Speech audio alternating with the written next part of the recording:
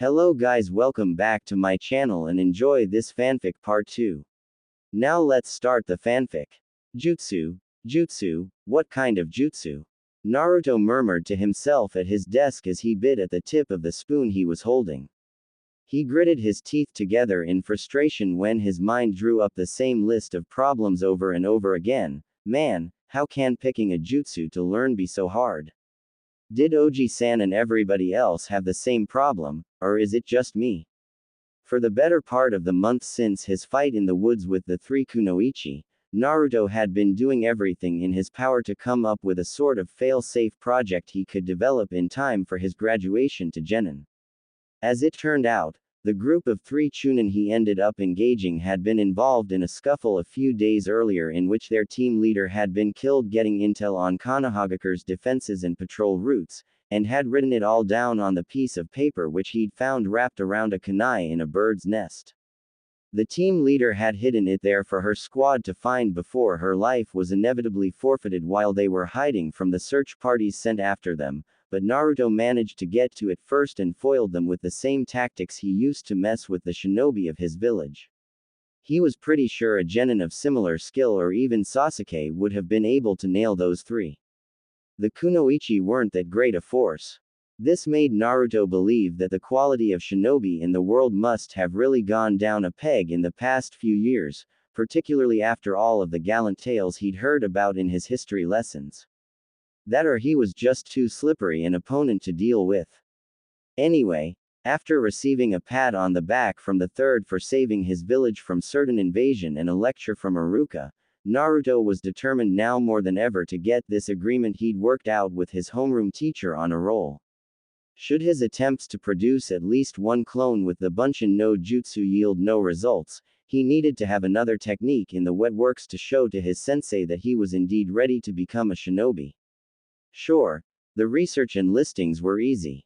The problem now was deciding what kind of jutsu was best suited for him. With all of his time at the beginning and ends of each day spent either training or brainstorming, this meant he had very little free period for anything else. After a particularly exhausting Saturday, Naruto had decided to break away from his exercises andaments to work on one of his other personal projects to clear his head.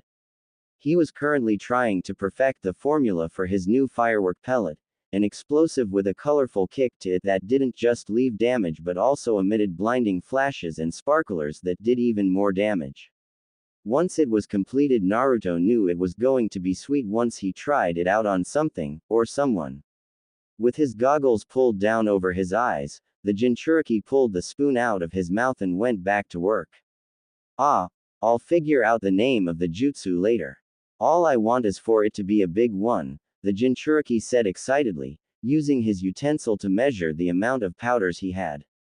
With the canister for the self-propelled explosive laid out on the table of his living room, it almost looked like he was running some sort of shady drug experiment since he had all these science gimmicks lying all over the place. It was almost comical how focused he was on the thing. It was good to know that he had a substantial amount of experience in this area and knew exactly what he needed to do, otherwise he'd be more concerned for his own safety than he was. It was a big bomb after all. Naruto continued his rampant of audible thoughts while mixing the deadly cocktail between the vials. I want something flashy. Not like a blazing fireball jutsu like that idiot Sasuke's, blah. Naruto shook his head while tapping the contents of the tube he was holding up in front of him. It's too much burning and not enough bang. I want a jutsu that can blow people away.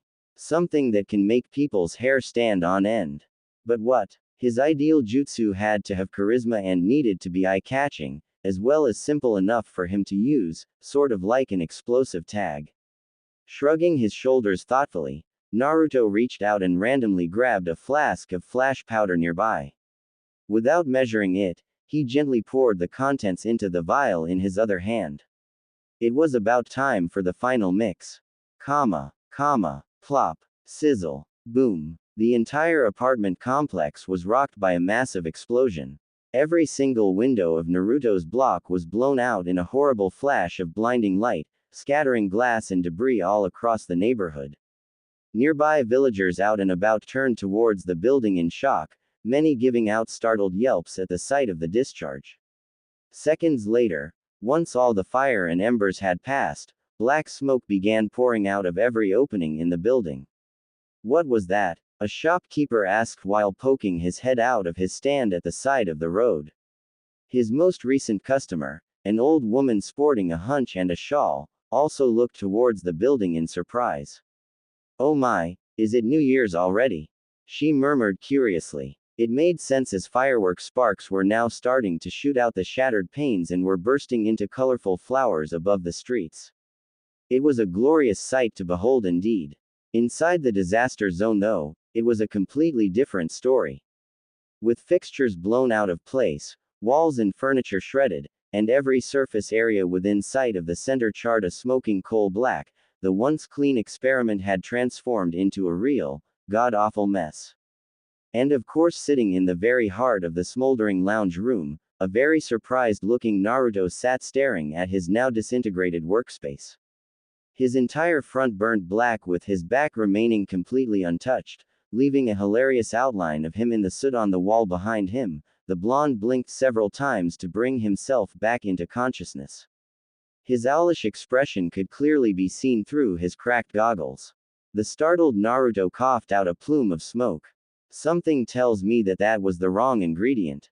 XXX. 2 months later. Early morning. And Naruto was still in the midst of a midlife crisis. His quest to find, learn and master the perfect jutsu other than that wretched Bunshin no jutsu that just continued to fail him was becoming a real fellowship experience. Normally by this time he would have found tasks like this tiresome, seeing as that he was more of the free-spirited kind of guy that preferred learning this material by hand. In order to put things into practice though, you still needed a significant amount of knowledge and experience backing you up. Hence, he'd started properly attending his classes, which made his teachers happy but made him downright miserable. There was all that crap Iruka talked about like chakra, control, chakra elements, bloodline nonsense, and stuff that had Naruto drawing blanks on even after reading about it for hours. The amount of stuff taught at school even at his current year level was mind-numbing. All the basics of shinobi techniques were taught at a really young age, with theory basically coming out as dedicated by the seasons, or so it went. Naruto pretty much tossed all that traditional stuff out the window and tried to focus on the bigger picture. All he wanted to do was learn the material he needed to become an amazing shinobi in the future. That was all he had to worry about.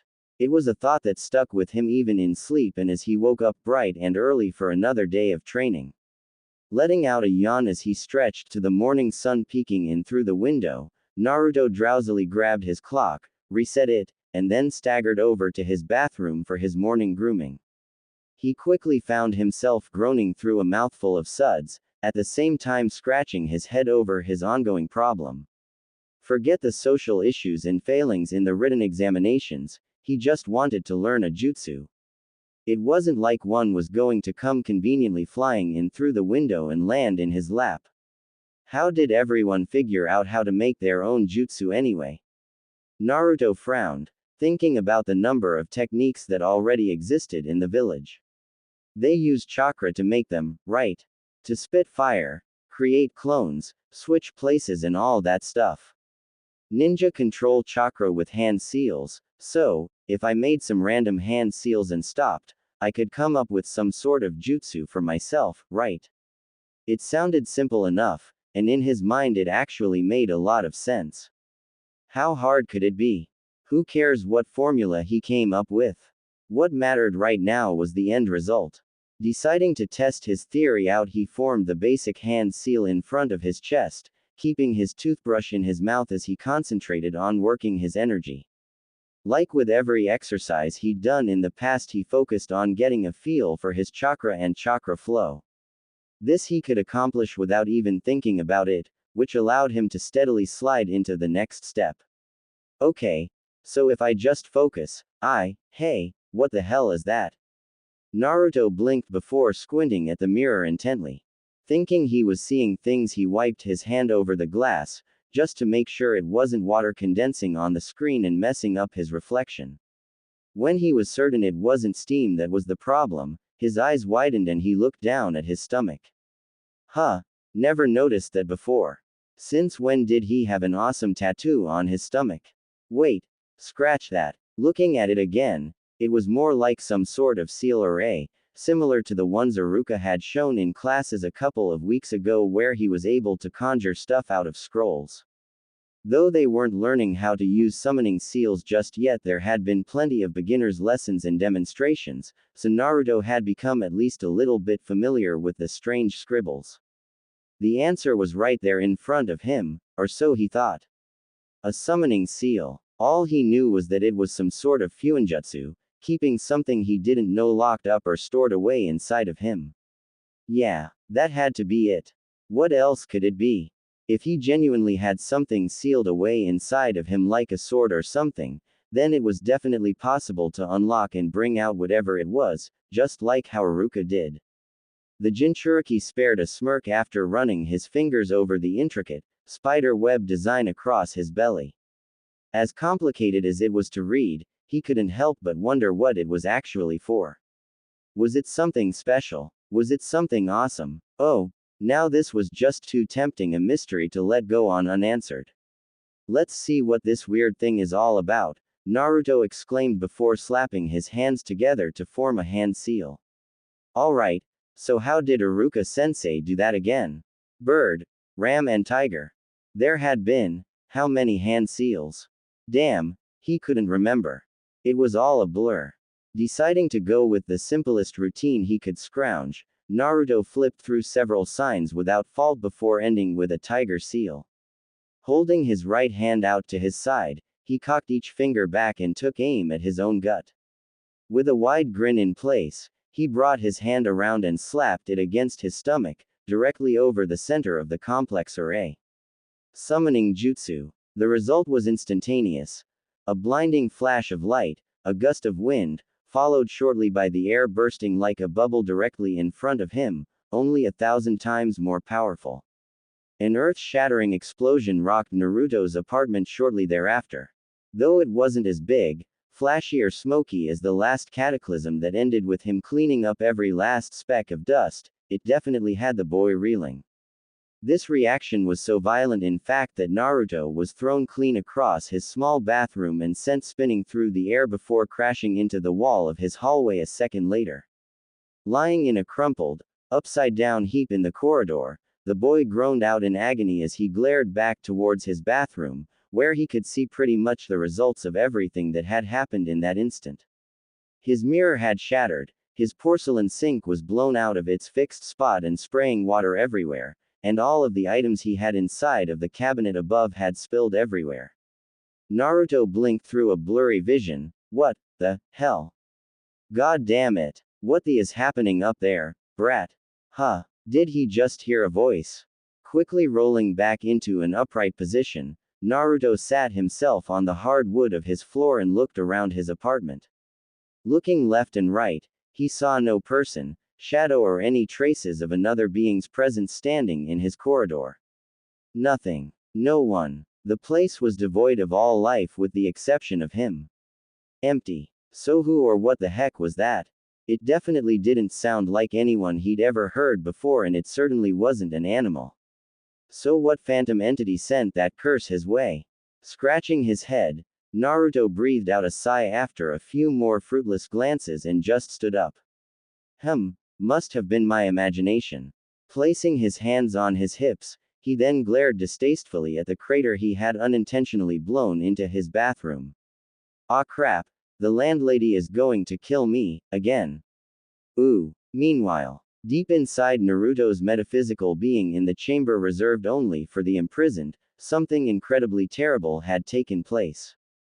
Or, to be frank, something rather hilarious had occurred.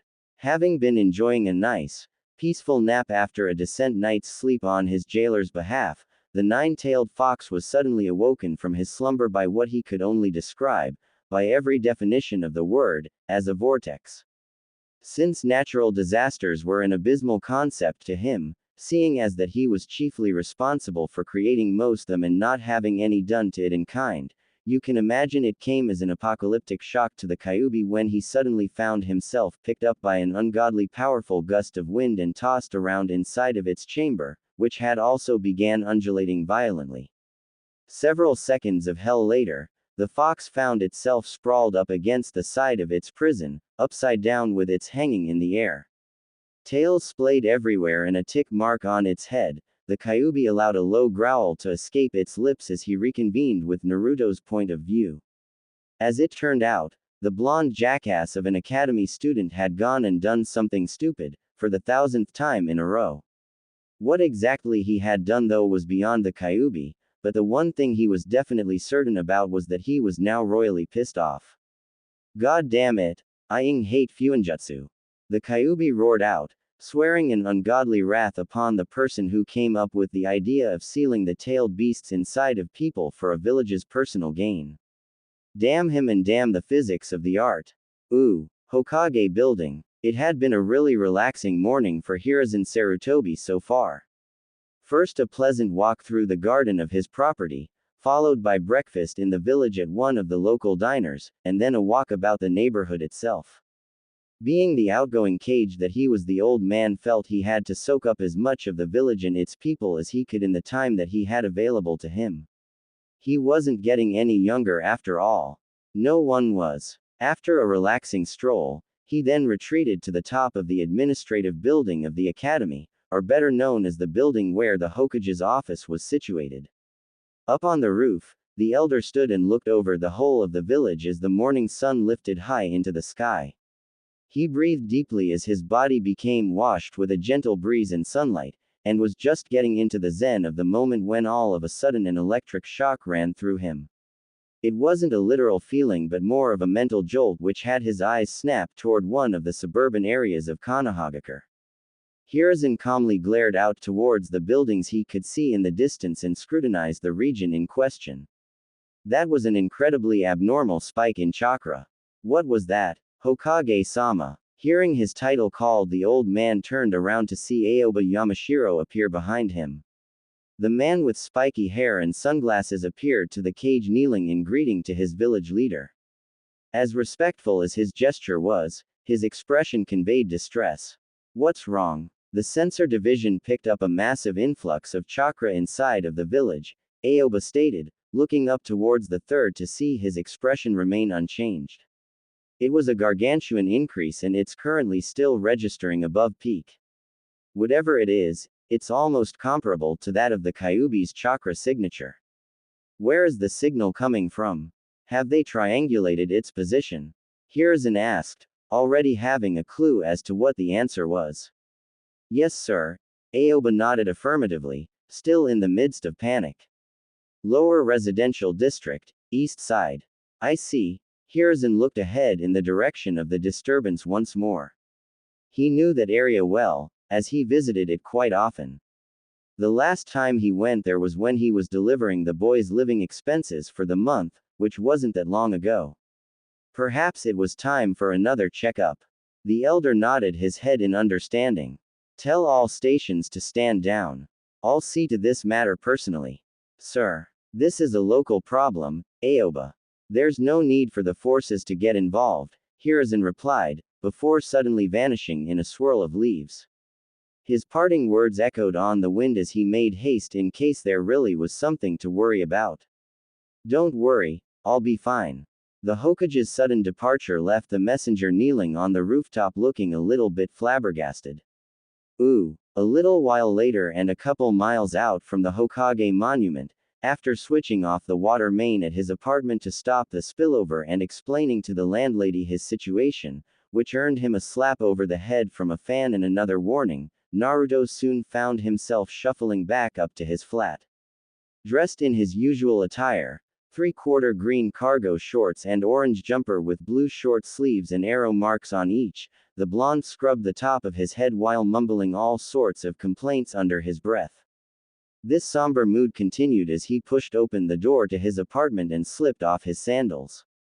Man, that hurt like hell, he groaned, feeling the bump that had risen from his sudden and violent exit from the bathroom earlier. Next time I'll get my facts straight before I start slapping my hands over stuff. I don't want to end up summoning some malevolent demon that wants to destroy the entire village by accident. Man, that would be embarrassing. Yeah, pretty sure it would be more than just embarrassing. After kicking the door closed and marching into his kitchen, the boy decided that he would warm himself up a nice, hot instant ramen cup to try and rid himself of his head pains and have a comfortable sit down to mull away his thoughts.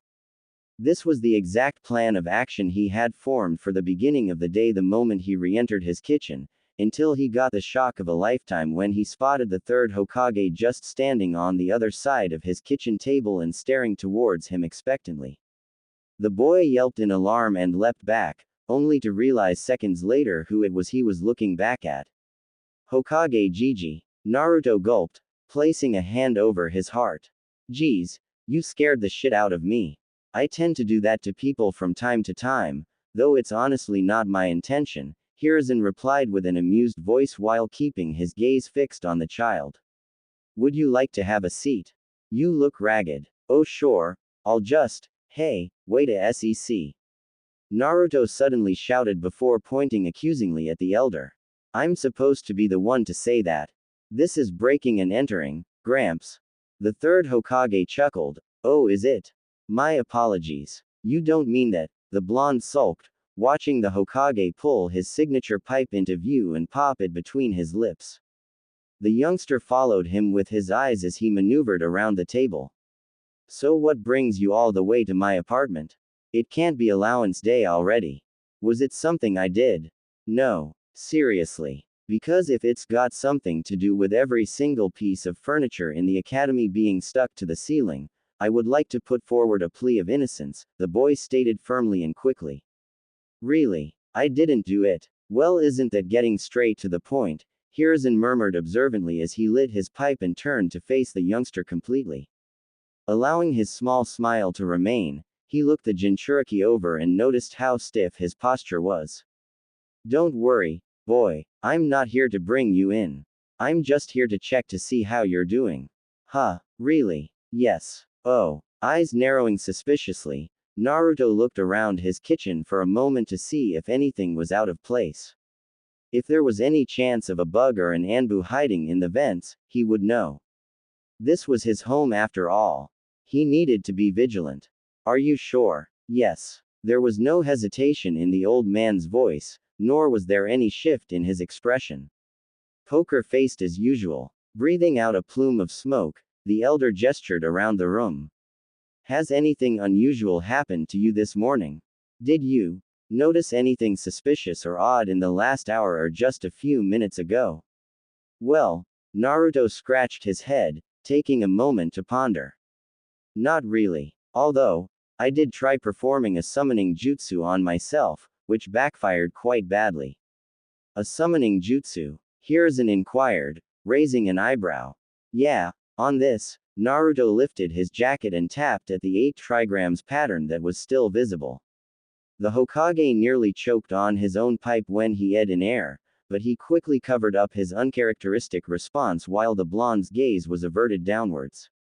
It's really weird. I never noticed I had this thing on my stomach before, maybe because I always had my shirt on whenever I tried using jutsu. What do you think, Hokage Gigi? When he looked up, he found the third hovering right in front of him and leaning towards his exposed belly. If his suddenly being here in his apartment didn't scare the shit out of Naruto that time, then this surely did. Ah, don't do that. The Jinchuriki shouted. Hiruzen murmured an apology before biting down on his pipe and scrutinizing the seal. It was fortunate the blonde kept his shirt up while making his analysis, otherwise his thought processing in this regard would have been cut short. The elder scratched his chin as he took a closer look at the markings. It doesn't appear corrupted, damaged or warped in any way, however, he brought his hand up and ran his fingers over what hewn to be the anomaly. The boy's own chakra fluctuated as a result of his curious endeavor. Most interesting. The seal may have been tampered with, yet the balance and strength of the barrier remains the same as before. The gate is still shut tight. I guess I can take that as a good thing. Unable to contain it any longer, the snickering Naruto started laughing hysterically. Hey! Ha ha! That tickles. Stop that. What are you doing, Oji-san? Oh, sorry, Naruto. Just thinking. Hiruzen exclaimed, standing up to full height once more. Playing his investigation off with a warm smile, he then looked down at the blonde seriously for a second as the boy lowered his jumper and dusted himself down. He hasn't released the nine tails nor has the fox made any attempts to break free. Though it shouldn't be physically possible, there is no doubt that the powerful chakra signature that the sensor division picked up came off of young Naruto. Due to the unpredictable nature of Uzushiogeku's sealing techniques, my guess is that by hitting the seal the boy must have unlocked some of his chakra that may have been accidentally sealed away when the Kyuubi was sealed inside of him. Like untying a knot in a length of string. But did Naruto realize it himself that he was the one that had managed to generate enough chakra to scare the living daylights out of the surveillance team? Considering that nothing disastrous had occurred since the boy's little inquiry, not to mention Naruto wasn't doing anything that would be considered a threat, the third concluded that maybe it was best to just leave things as they were and allow the boy to work things out for himself. He already had massive stamina and an abnormally high chakra signature, so he probably wouldn't notice. Stroking his chin, the third nodded hurriedly to himself before turning to leave. I'm glad to see you're doing alright, Naruto, but try not to play around with that seal on your stomach anymore. It's not something to get worked up about, nor is it wise to mess around with. Understand? Yeah, a general excuse that was left wide open for questioning. Hopefully the youngster wouldn't invest too much time into it. Sure. But, why do I have this funky tattoo on my stomach in the first place, Gramps? Naruto asked, rubbing the area in question while watching the elder slowly head toward his corridor. Is it important? Very. Which is why I want you to keep it hidden from the other villagers and to not tamper with it, Hiruzen warned, stopping in his tracks and looking over at the youngster.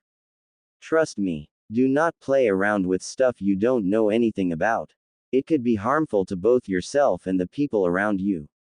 Consider this an order from your Hokage. Seeing the downcast look come across the boy's face, the elder breathed out and gave him a small smile. I promise to explain the seal across your stomach to you in more detail when you're older. Do you think you can wait a couple more years? Hearing the opportunity after the small bit of discouragement, Naruto nodded his head vigorously. Good. Now try not to get into any more trouble, okay? Otherwise you'll have to answer to me the next time I wake up and find our most precious monument sullied with your handwriting, Hiruzen exclaimed, glancing back ahead of him to be on his way. However, when it seemed like he was about to leave, the old man hesitated and looked back at the Jinchuriki with a puzzled expression. Did you really glue all of the furniture in the academy to the ceiling? Remembering his underlying admittance from earlier, the blonde stiffened like a board before grinning sheepishly. He rubbed the back of his head when he saw the elder's eyebrow rise into his hairline. It was supposed to be a surprise for this coming Monday. I was bored. Figuring he would have to deal with another complaint in the week to come, the third gave a tired groan before finally deciding to take his leave. I swear you're going to make me completely bold by the end of this year, Naruto-kun. The opening and closing of the door in the hallway signaled his departure, allowing the resident of the flat to slump across his dining room table in relief. That was an intense session he really didn't want to have again anytime soon. What the hell was happening to him this morning? Slapping his goggles over his forehead, Naruto headed off for a little walk around the neighborhood to clear his thoughts. He didn't just want to try and take his mind off of the matter of his ruined apartment but also to stroll off the swelling he still had from being slammed into a wall. That seal across his belly was no joke. Who the hell put it there anyway, and for what? These were the initial thoughts plaguing him as he trotted down the steps of his apartment and on his way out of the suburb. He kicked his form into autopilot and allowed his nose to steer him through the busy streets, all the while mulling over the problem he had been trying to deal with since before the whole thing with the exploding stomach occurred. So I can't do anything with the seal. That's a bummer. Naruto sighed in disappointment, hands behind his head and eyes directed towards the sky above. I can use all the other stuff Iruka-sensei taught in class like Kawarimi and Henge. I can fight, I can climb, I can run, I can survive, but I can't do the Bunshin no Jutsu and I hate tests. Oh yeah, he ed at them badly. His biggest failings. These two in particular were the areas that had been weighing him down the entire time in the academy and were currently the most irritating thorns in his sides. They were also the main reasons why he was still called a slacker and a failure despite his other successes, because he kept crapping out on the theory. While given a chance to actually pass through use of another jutsu, Naruto was still wrapped up in figuring out which one to learn. An offensive technique that packed a punch and was not only catchy, but also spoke to him, he didn't even know where to start. A type of chakra armor. No, Naruto thought while shaking his head. Not my style. How about a water controlling technique? Ah, too many hand seals. They take too long and they're really hard to remember. Maybe an exploding clone technique. Yes, wait, no, I can't even create one clone yet. I guess anything involving clones would be a dead end. Shit. The blonde snapped his fingers repeatedly, believing a couple of times that he had it, but really he didn't.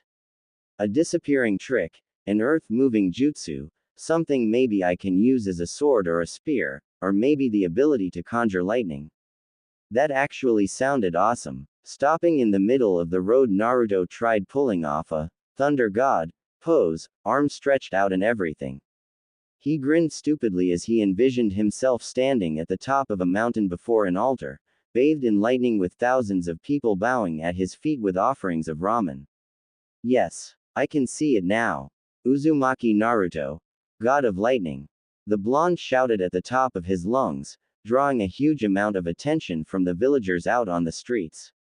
The boy's exclamations meant silence was swiftly brought to the neighborhood and the tumbleweed prop was immediately called into shot, rolling across the dirt track before disappearing down an alleyway on the other side of the path.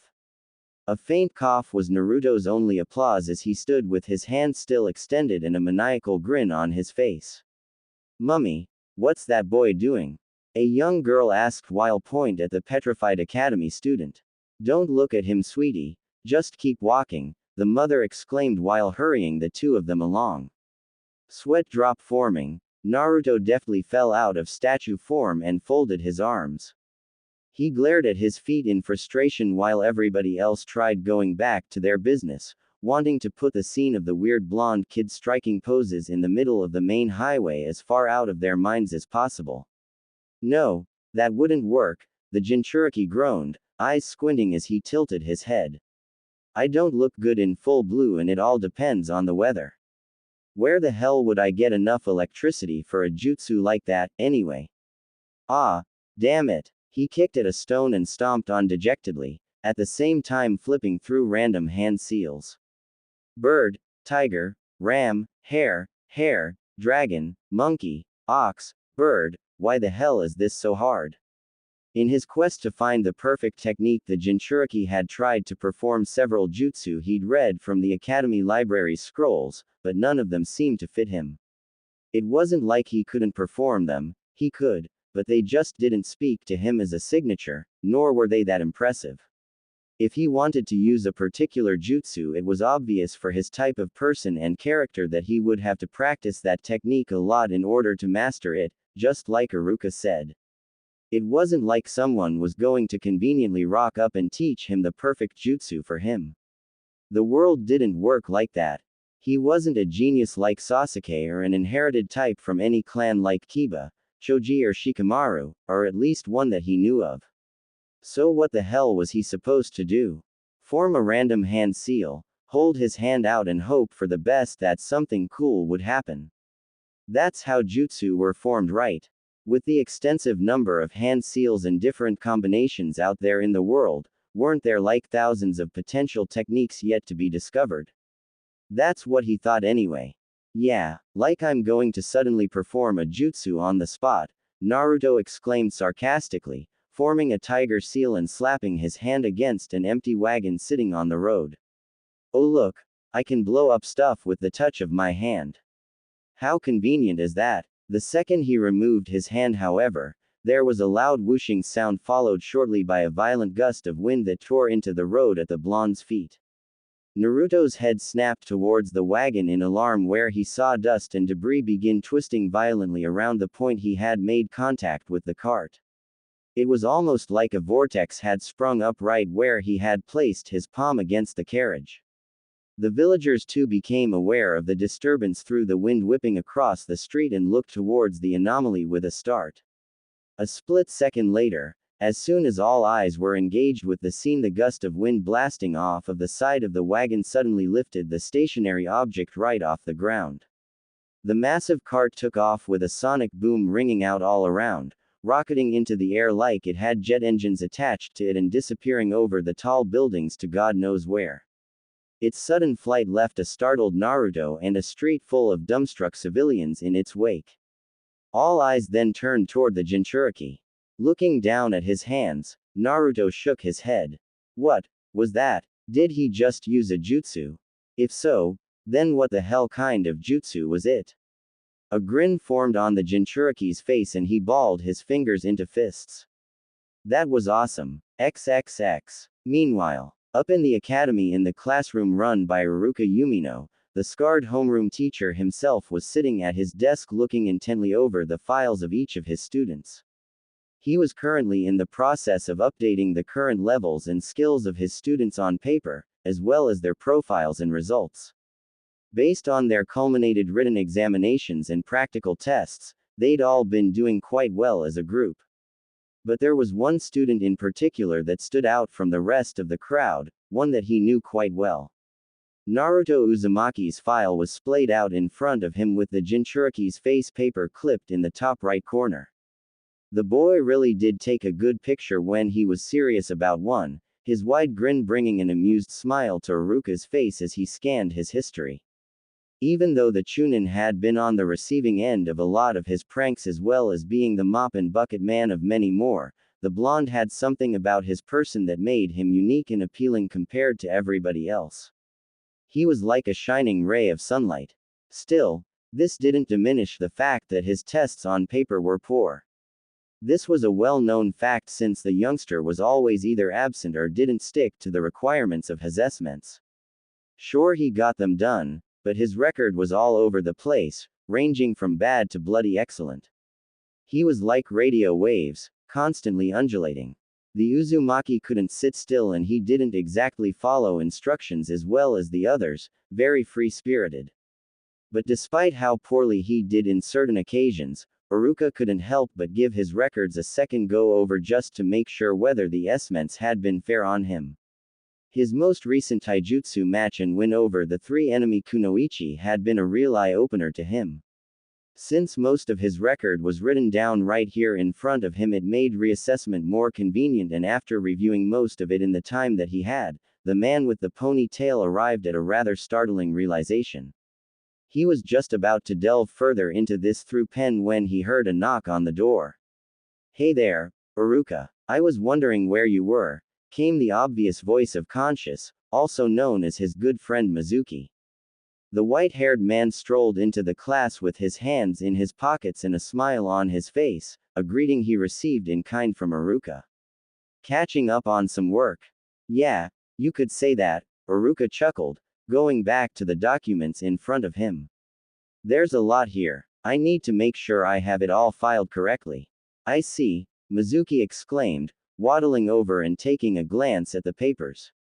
He was surprised to see a lot of documents related to Naruto Uzumaki on the desk. Oh, if it isn't the practical joker. Are you going to book him again?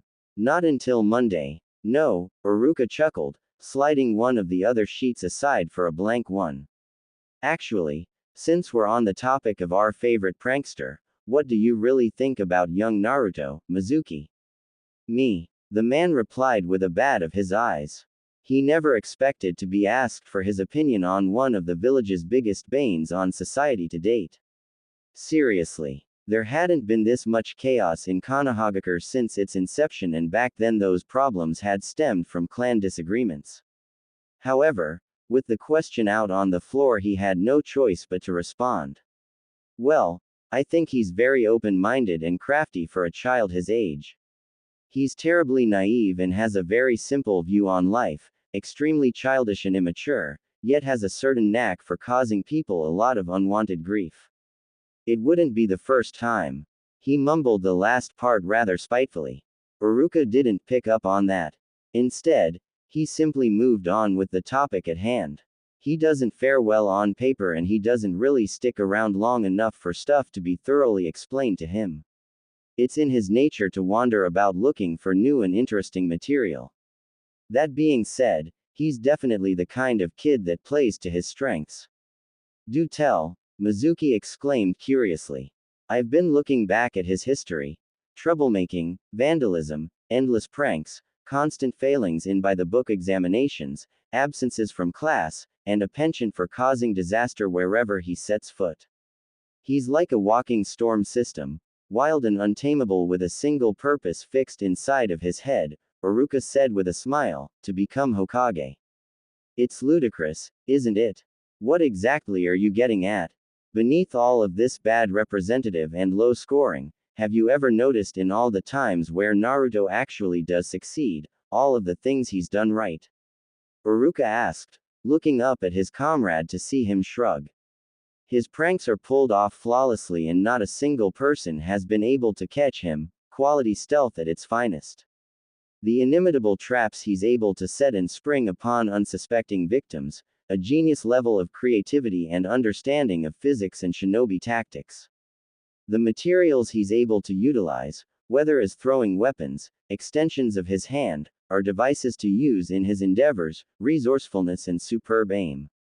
He knows his environment well enough to get away, is quick on his toes, and he's more than just slippery when it comes to pursuits. Even I sometimes have trouble trying to track him down. Mizuki blinked, scratching his chin as he looked out the window. Now that you mention it, he certainly does possess a high degree of skills outside of the academy system that can make him inadvertently dangerous. There's a lot of potential behind his abilities.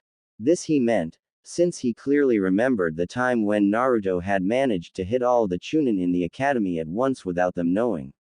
For example, the boy had managed to cram apples filled with worms without breaking the seams and given them to Uruka and Mizuki respectively. He replaced every single soda can in the cafeteria and vending machines with cans filled with dog urine, as they later found out to their dismay, which he'd collected from the Inuzuka kennels over a period of 2 months. Hell, there was also the one time the Jinchuriki had unscrewed and undone every nail from every single piece of furniture, fixture and wall in the academy. They didn't know how he did it, but he did it, and the entire establishment had to be rebuilt from the ground up after a particularly strong breeze came by and knocked it all down. This sneakiness and skill to strike at others indirectly showed outstanding shinobi quality. In any one of those instances, Naruto could have poisoned every single man and woman in the building, drugged them, or set bombs off to bring down the entire area and sent them all to Kingdom Come. Now that Mizuki thought about it, the boy was an incredibly terrifying force to be reckoned with. He made a note to check his office thoroughly next time before getting comfortable. Eyeing the man's face had Uruka smirk. See, if he's so good, then why doesn't he put these skills of his to better use, like to his schooling? Mizuki wondered, giving the man a suspicious glance. The Chunin shrugged back, because he finds the system unbearable. I can't change his nature. His resolve is even more steely and potent than his chakra and stamina. The best thing I can do is point him in the right direction and hope that the village survives to see the next day. You make him sound like some kind of monster, Mizuki chuckled, though inwardly admitting that that was probably true. Every adult in the village knew what he was and what he was carrying. It was hard for them not to put that thought out of their minds. He's not a monster. He's just a boy with insurmountable potential for growth, and has an odd way of dealing with problems, Uruka replied, leaning back in his chair and glancing up at his friend to see him smirk. That's another thing, have you ever seen Naruto training? Not really. He's usually alone most of the time, isn't he? Like Sasuke. It's been bothering me for a while. Do you remember the taijutsu sessions from last week? Uruka asked. He saw his friend nod back, both of them scrutinizing that particular memory at the same time. Every single student this academy's ever produced has either studied and practiced the basic forms of combat from the school's scrolls, or practiced their clan's or parents' taijutsu styles. Naruto's fighting style though, I just can't seem to identify it or place it. Now that you mention it, his fighting style is sort of weird and uncouth, Mizuki murmured, scratching his cheek. All that moving about with no guard, jumping, flipping and bending, he's very acrobatic. He's very unorthodox and wild. On top of his flexibility and agility, he has an uncanny sense of timing too, Uruka murmured, rubbing his chin. When he first started at the academy, he was an incredibly direct fighter, always wanting to get into a hitting match with his opponents. He didn't have much talent for the area and was always beaten up by the other students because of it. But after a few months, I saw his fighting style change from crude to academic, to being incredibly diverse. It didn't click with me until a year later when I saw his style had changed completely. It seems so unrefined now, but he's damn good with it. That's really creepy, Mizuki stated, his mind coming about to another important fact. He looked down at the boy's profile picture in slight alarm. Actually, now that I think back to his other spars, he doesn't seem to be taking hits from anyone anymore. He's always dancing around his opponents or jumping over them. On top of them too.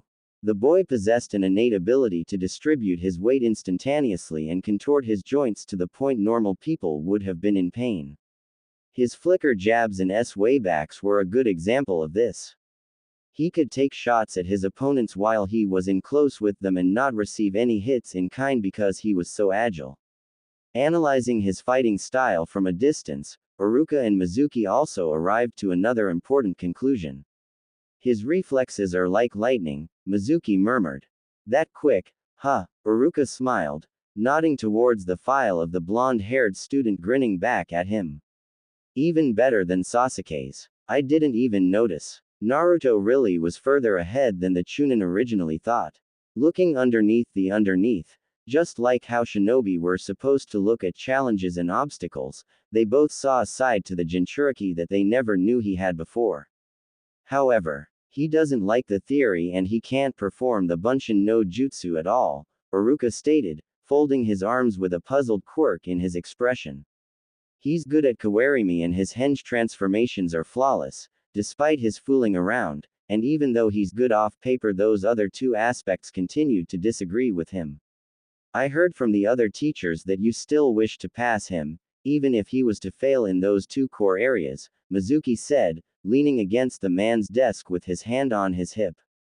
Is that wise, to allow that boy to become a genin?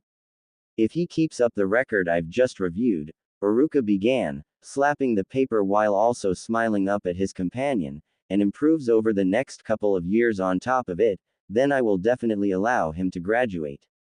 Not to mention I was able to come to an agreement with him in regards to his faults. If he is still unable to get the Bunshin no Jutsu right in the time before his final year at this academy, he has another option. Which is, that if he was to master a technique other than the Bunshin no Jutsu before the final year deadline of his group, then he may move on with a high grade in his record, Uruka exclaimed, patting the separate sheets of paper together and putting them all back into the boy's file. Having rewritten his overall evaluation for this semester on the blonde-haired troublemaker, the Chunin felt content with his work. It's a fair deal, one that he happily agreed to. If he's able to earn that one final chunk that will round out his entire skill set, then I promise here and now, I'll give him my own headband as a reward for his efforts. He flicked his forehead protector, sealing the deal with a cling. Mizuki chuckled, so you're putting all your bets on him. Sounds like a safe gamble. The little runt had better come up with one hell of a jutsu before his time is up. He then looked around at the classroom, where the boy's potential was laid bare to them for all to see. All of the desks and chairs, which had previously been fixed to the floor, had all been glued to the ceiling. Looking up at the rafters where all the furniture sat, Mizuki also noted that the filing cabinets and potted plants were also stuck up there. He also saw the space where Aruka's desk and chair had previously been glued. The white-haired Chunin frowned. Are you positively sure about passing him? Aruka nodded. Absolutely, but I'll make sure he works for it, that I can promise you. And what better start was there than slapping detention over the Jinchuriki's head the moment he stepped into class on Monday. XXX. The next day. Oh, this is so awesome. Naruto exclaimed, slapping his right hand against a tree and watching the jet stream created from the action rip the whole thing right out of the ground and send it hurling over the forest, where it crashed Kami knows how far away. The sound of startled birds scattering filled the air with a sense of haste. The blonde laughed out excitedly upon watching the great fall while running circles, before eventually collapsing on the grass and throwing his hands into the air in triumph. He methodically looked up at each palm, flexing his fingers to see if each of them were all right. So far he felt no muscle cramps, abnormalities in his movements, changes to his diet, diminishment in his spirit, or anything wrong with his head. In fact, he felt even better than ever. Just what the heck happened to him? Not only that, how was he able to come up with this strange jutsu in the first place with a simple hand seal? It was unreal. After practicing it for a majority of the afternoon as well as the entire night beforehand, which meant he got absolutely no sleep whatsoever testing his jutsu out on random, disused objects of various sizes, Naruto was able to grasp the basic concepts of the strange new technique. By gathering chakra through the usual manner and touching any surface area he deemed suitable, he was able to create an ejection point for air. The ejection point imprinted on the surface emitted a jet stream-like vortex of wind with enough power behind it to uproot boulders the size of sheds from the ground and propel them at the same speed as objects even smaller and lighter than them. That was a ton of power for a single chakra handprint to have. This was something Naruto was able to deduce all on his own after testing it out in the woods outside of the suburbs. He was able to chuck an entire boulder the size of a roadside stall at the speed of a kunai like it weighed nothing. Wherever the thing landed he sure as hell hoped there were no animals lying in its path. But damn it, that wasn't even the best part. Fact was he could make multiple ejection points at the same time. All he needed to do was tap his hand against a surface or a series of surfaces one by one or with both hands, allowing him to create simultaneous ejection points. Objects were then hurled a distance of about 500 meters, and this reach was covered with barely any effort exerted on Naruto's part at all. Though he didn't have full control over it and was just shooting the shit for the fun of it, it was still awesome on so many levels. Just what the hell kind of chaotic technique did he create? And what should I call it? The blonde thought, staring at his hands as he rotated them under the light of the midday sun. I don't think anyone has heard or used this kind of technique before. I just slap a bit of my chakra against an object and watch it fly off like a rocket using wind. This is something else. He sat bolt upright and stared down at his palms with complete focus. It was a wind release technique. This was new. Of all the jutsu he could have come up with in his time brainstorming over what kind he could master, his body responded by giving him a wind release type. Though it didn't explode, create pretty sparks or flood places, it was definitely mind-blowing. At least it stuck to his preferences as to what he wanted. The technique wasn't a normal wind type either, considering how powerful it was. Furthermore, it could function as both a close-range and long-range jutsu, as it was applied at close range but could also hurl objects of various sizes a considerable distance.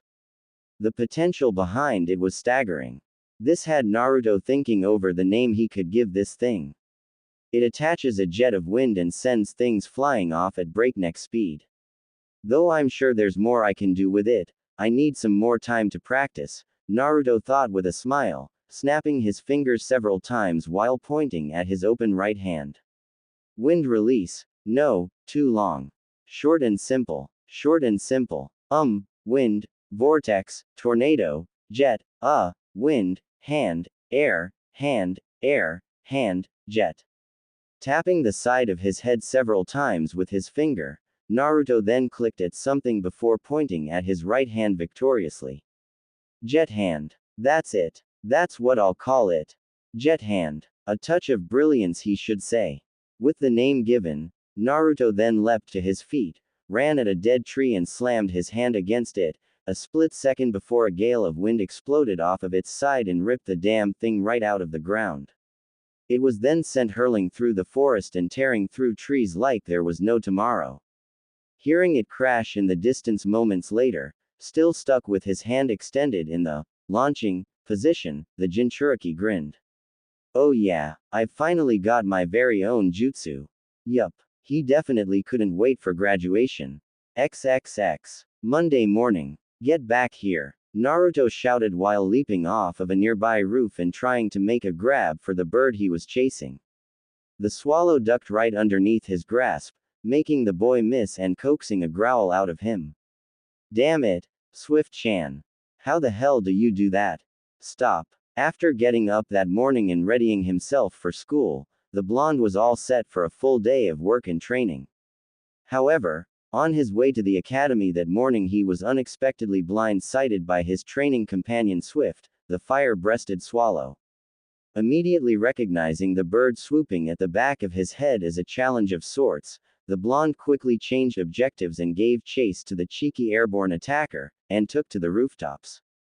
What followed was another epic pursuit across the neighborhood, which was filled with screaming, cursing, chirping, and a lot of dangerous maneuvers. Villagers were startled when they saw an orange blur just dash in and out of sight at ground level, as well as see the same person sail through the air above their heads after lapping the suburbs. Though sort of like a repeat of a similar chase of last week, it was certainly a different experience for those directly involved. Ducking a clothesline, Naruto crisscrossed an alleyway before leaping straight up at the retreating swallow.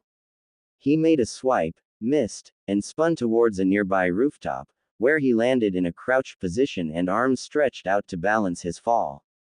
The Jinchuriki grinned and glared up towards the bird, performing loops not too far from him. Show off, Naruto shouted, dashing after it and making a dive. The bird darted out of reach, but had its tail feathers grazed when the blonde's hand changed directions in mid-flight. Though it was a near miss, it was still a miss, which the Uzumaki was determined to correct. Landing on his hands against a bar, he pushed off of it and flung himself towards the bird again, kicking at it to make it change course, which it did. The first move's a feint, Swift-chan. He made another grab for the bird, but she caught wind of his maneuver and flipped out of reach. The Jinchuriki tumbled across a lower roof of a storehouse on landing. Crouching once again, he pursued the critter for the 100th time, building up speed and jabbing for her again. Naruto's grin widened. I got you. However, he misinterpreted a dark spot ahead on the solid roof for a groove in the surface of the building, and inadvertently had his toes caught in the step. Just as his fingers were curling around the bird, Naruto was suddenly thrown off balance while running at full speed. The Jinchuriki let out a startled yelp before he was slammed head first into the tiled floor. The plates shattered on impact as he bounced down the slope before literally cartwheeling across the road. What ended up breaking his fall was the tarp inside of a horse-drawn wagon parked just across from the storehouse. The boy careened into the carriage 2 stories below and disappeared in amongst the crates and barrels stacked inside of it, right behind the backs of the driver and his client, who were in the process of finishing up their deal. Hearing a loud clatter behind them, the driver, a middle-aged man dressed in brown overalls, white shirt and apron, had his hair covered in a bandana and a bushy mustache hiding his mouth, looked over his shoulder in surprise. Glancing around the street momentarily, he didn't see any signs of a collapse or anything out of the ordinary, and thus dismissed the disturbance as a mere trick of the wind and quickly looked back at the man selling him the goods. Counting out the last of the ryo, the transporter handed the remaining funds over to the larger gentleman in the workman's gear, who had obviously been one of the crew responsible for loading up the material. After double-checking, the store owner smiled and pocketed the cash. I sure hope business for your area picks up soon. I've been seeing you less and less around the village these days, friend, the man exclaimed, nodding to the driver who scratched his head exhaustedly. Trouble at home? You could say that. Boy, the courier breathed out while shaking his head. That man Gato is a tyrant. I swear. He's bullying everyone in the town and ing every last dime out of those who can still afford to pay. The people who can't meet his obscene taxes are either beaten or chased out of the village. It's awful. Damn. Why doesn't the village leader or the authorities do something about him? The workman asked curiously, earning a dismissive wave from the wagon driver. They're all gone. It's basically survival of the fittest now, or in this case survival of the richest, the traveler replied. Times are tough, but those who remain have to push on. It's the only way we'll be able to continue living in this world. Everything's changing, even industry. Well, I still hope things work out for you guys, the other man replied with a smile, shaking hands with his regular. If you need any help, just drop by and ask. We're a shinobi village after all, so it's perfectly alright if you want to hire out semi-stance if things get desperate.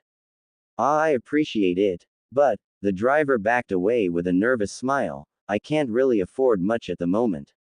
I've got a lot bills to pay and stuff, but I'll keep that in mind. Thank you. With a tip of his hat to the tradesman, the traveler hopped back up onto his carriage and brought the reins around. Snapping them sharply, the horse began to move as directed by its master, who waved back toward his client as he left the district for his next stop off.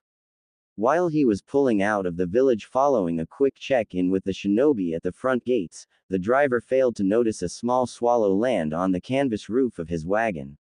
Chirping frantically, the bird with the red kunai mark on its back hopped along the carriage's frame a couple of times before flying around and into the back of the cart.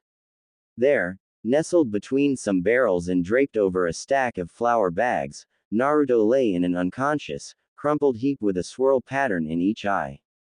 The 10-year-old had his mouth hung open in a stupid grin and was babbling all sorts of nonsense. Ooh, stars, rainbows, ramen. The swallow perched on the barrels next to him shook her head in dismay. 3 days later, Naruto was suddenly woken from his peaceful slumber by his bedspread coming to an abrupt and shuddering halt. He gave out a yelp of surprise when he was tossed onto his front, coaxing tears of pain from his eyes due to the bad position he landed in. What's going on? Why he hadn't woken up days earlier from all the noise and rattling surrounding him beforehand was a good question. It could only be that the infrequent rocking of the surface he had been laying on basically kept him relaxed enough to enjoy his pleasant montage of dreams to be asleep for over 72 hours. Too bad the comforter he had been lying across hadn't exactly been the ideal surface for his body to be sprawled over, something he came to the full realization of when he sat up and stretched out after his bad landing. The sounds of each of his vertebrae popping back into place one after the other could be heard echoing throughout his dim chamber. Letting out a yawn, the blonde rubbed his eye and looked around his strange surroundings. Man, how long was I out? He blinked in confusion when he saw the stacks of crates and boxes. Wait a second, this isn't my bedroom. Figuring he was still dreaming, he pinched himself in an attempt to rouse his mind from its slump. When he opened his eyes again and saw that his world hadn't changed, he groaned in annoyance and stood up. I guess I must have fallen asleep in the academy's equipment shed again. Damn, what the hell's with all the barrels lying around? While he was scratching his head, the boy winced when he felt a sharp poke to his cranium and looked up to see a familiar companion perched on the unlit lamp hanging from the ceiling of the low writing room. Oh, hey Swift-chan. What's up? The bird chirped sharply, directing his attention towards the exit. Listening to her stressful exclamations for the next few seconds as she explained to him their current situation, the blonde blew a raspberry and gave his friend a dismissive wave. What? No way. How the hell are we not in the village anymore? Naruto shook his head, stepping over several bags of flour and reaching for the canvas entrance, all the while laughing the entire way. That's a funny joke, Swift-chan. If we're not in Konoha anymore, then that would mean I must have fallen asleep in some traveler's carriage. What kind of shikamaru do you take me for? He was cut short when he threw open the drapes of the wagon and found himself staring out at an unknown countryside, covered with fields, small areas of forest, and winding roads stretching out as far as the eye could see. Oh, hey. Startled, Naruto looked over to see the driver of the wagon pointing at him with an incredulous look on his face. What are you doing hiding in the back of my cart, kid? Get out of there. Blinking a few times, the blonde meekly raised his hand in a dumbfounded greeting. Yeah, hi. Could you please tell me where I am? I think I'm lost. The swallow who had accompanied him on his journey perched herself on his shoulder. The driver scratched his head. Geez, how long have you been in there? You're in Gurtariba no Tochi, son. Land of the Great River. Gurtariba. Never heard of it. Naruto looked around while leaning further out the wagon. He could see he was in a hilly area with a lot of farmland and open field. Apparently the man had stopped beside a local food stand on the side of the highway to take a break from his long trip. After quickly taking in his new surroundings, the Jinchuriki looked back at the stumped tradesman and addressed him with a new question. Do you know how far away from Konohagakure we are? He saw the man's eyes bug out. Konohagakure. You're from that village. The blonde nodded. I left the land of fire 3 days ago. We're in a country to the far west sitting in between the land of wind to the south and the land of earth to the north. The man breathed in amazement. I gotta tell ya kid, you're a long way from home. Naruto appeared both bewildered and dismayed at that revelation. Really? Ah crap, why the hell does this always happen to me? Overcome, he then hopped out of the wagon and took his first steps across a road he'd never set foot on until now. Oh well, guess I'd better make the most of this. Looking left and right to check for traffic, the 10-year-old was able to ascertain the direction he had come from and where this man was apparently headed, before deciding to follow the road that the tradesman had been following. Seeing the youngster head off down the highway, the driver suddenly jumped back into life. Whoa, hey, you're going the wrong way, kid. Stopping for a moment, Naruto glanced back casually at the tradesman while pointing down the route ahead of him. There's a village close by, isn't there? That's where you were headed before you stopped. Why yes. Then that's where I'll go. Thanks, Oji-san. With a kind wave and a smile, the Jinchuriki turned around and marched on, with his swallow companion riding atop his shoulder. Betting on his knowledge of public transport, the boy figured he would be able to charter a ride back to his home village from the town and decided to take the lead in this unexpected adventure. Hopefully he would also be able to come across some more locals who could tell him more about this place he had wound up at.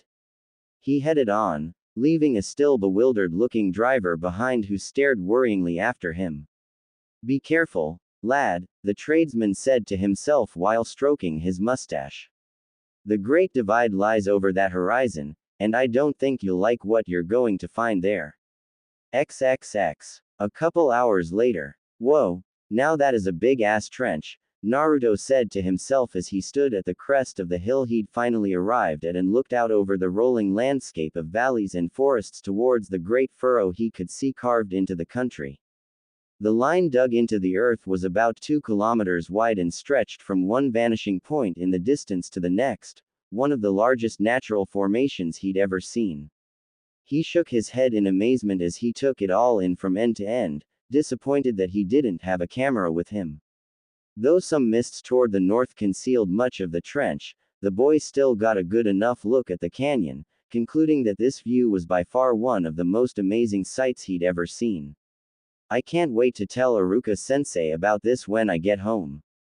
Scratching his head as he marveled at the landscape, the blonde then looked down at the swallow nesting on his shoulder. Did you know about this? The bird merely chirped and ruffled her feathers.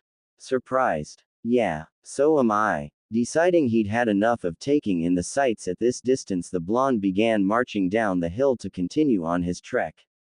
Spotting a farmhouse next to some dried-up crops closer to the expanse of flats, Naruto instinctively headed there to see if anyone in the area could give him some proper directions to the village he was heading to.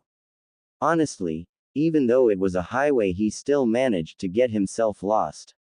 He needed a map, and something to eat. Seriously, he was starving. Perhaps while he was here he could poke around a little more and soak up some of the culture. He wanted to learn as much about this place so that he could tell Tuki and Ayame the whole story in detail that was sure to come.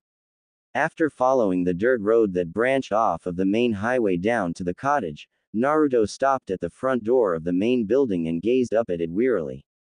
The place was a little rundown and disused, with the only farm animals in sight being an ox, a cow, a donkey, and a few chickens asleep in their pen.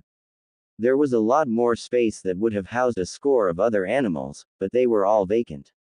This had the boy wonder what exactly was going on with the owners of this establishment and its diminishing quality. A few moments of consideration later and Naruto knocked on the door. He didn't have to wait long for a response. I said it before and I'll say it again, I am not selling my land to you dogs.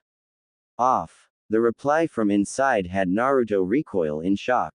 Well, that was a pretty unpleasant welcome. Staring at the entrance for a few more seconds and wondering what had this person's panties in such a twist, the blonde frowned and knocked again. This time though he wasn't just greeted by a voice but by the door itself flying open and a crossbow being shoved into his face. Didn't you hear me? I said fu-ha. Naruto gave a yelp and stumbled back, freaking out at the sight of the loaded weapon. The swallow on his shoulders also chirped in surprise, ruffling her feathers to the point she looked like a ball of fluff. The person brandishing the projectile piece peeked over the crosshairs to see a child staring back at her in shock. Blinking, the farmer lowered her crossbow. A kid. Looking up at the owner of the cottage, Naruto found himself staring at a slightly dirty yet pretty young lady around her 20s. Sporting a perfect figure, she wore tight jeans, a buttoned-up red and white checkered top with her midriff exposed and a straw hat. Additionally, she had long, dull green hair tied back into a ponytail, bright brown eyes, a beauty mark under her right eye, and had a piece of straw stuck in her mouth. She looked quite spunky based solely on her appeal. Upon looking the person standing in front of them over for a good minute, they both eased up, with the farmer removing the weapon completely out of her stance and letting it hang at her side. Well, this is a surprise. What's a brat like you doing all the way out here? Before he could answer, Naruto's stomach gave a loud growl. He covered it with both hands and grinned sheepishly up at the woman, who raised an eyebrow at him. Taking that as his answer, she smiled at him and propped her crossbow against her shoulder. Hungry, huh? Been living rough. Sort of. The blonde shrugged. He would have liked to tell her about his situation back home, but that would have taken him hours and it was a conversation he really didn't feel like shedding light on. Getting straight to the point seemed like the better option. I haven't eaten in 3 days. You're not the worst case I've had stumble in here, but still, I'd be a bitch to just turn a little squirt like you away from my doorstep. The woman stepped aside and ushered him in. Come on, I'll get ya something. Thanks a lot, Naruto chirped before striding into the home. The swallow sitting on his shoulder remained, feeling just as curious about this place as her human friend. She was a bit hungry too. Ooh. Warm relief flooded through Naruto the moment he finished the big bowl of stew that had been laid out in front of him by the nice lady who had invited him into her home. With a big, satisfied smile on his face, the blonde patted his sated stomach and breathed out a warm cloud of soup air, at the same time looking down to see his partner Swift eating her own fill of birdseed from a small saucer also provided by the farmer. It's been really quiet nowadays. Not many people come walking past here anymore, the farmer exclaimed with a smile. I guess maybe because I'm so out of the way as well that I don't get that many visitors. It had been while they were eating Naruto learned that the kind woman's name was Hinata and that she was the sole owner of the farm he was currently at. She had been looking after this place ever since the old man who had taken her under his wing passed away, and up until a few months ago the place had been bustling with life and was one of the most prosperous farms in the area. That was, until, you're the first person who isn't one of those salesman scumbags to come knocking on my door in, I'd say, about a month. The blonde looked up at her curiously. Really? That long? Huh. Hinata nodded. It's. Though I don't mind the peace and quiet, I had to sell off a lot of my animals just to pay the bills. I'm down to my last ones now. No wonder the farm looked so empty when I passed it, Naruto murmured while standing up. What about your fields? Everything growing in them looks dead, like they haven't been watered in ages. The crops were what made this place so profitable to begin with, Hinata stated, glancing out her window with a perturbed look on her face. Naruto noticed her stare and how concerned it became. Ever since Gato came in here and built that god-awful eyesore up the river, this land's value and living quality practically went down the toilet. Huh. Naruto tilted his head. River. Eyesore. Who's Gato? Man squirt. Where the hell have you been these past several months? Living in a hole. Naruto grinned sheepishly. I'm not from around here. The outside world is still abysmal to me. Well, if that's the case, Hinata began, checking her watch. Nodding her head, she then opened one of the cupboards sitting above her kitchen sink and grabbed a pair of binoculars. She then motioned for the boy to follow her, and soon the two of them were standing out on her front porch side by side. Holding the specs over her eyes, Hinata looked out to the massive gorge they could see in the distance before she held the device down to the blonde. To the north. The mist's clearing up now so you can't miss it. Naruto did as he was asked and raised the binoculars to his eyes. When he eventually spotted the eyesore Hinata was talking about, his jaw almost hit the ground. What the hell is that?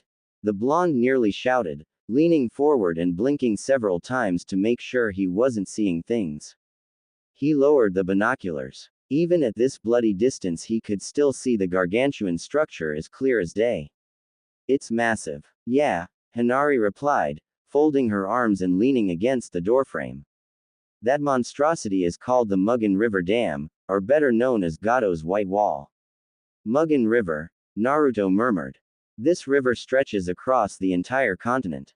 It's the largest canal in all of the shinobi nations, Hinata informed before her eyes narrowed tersely. Well, it used to be.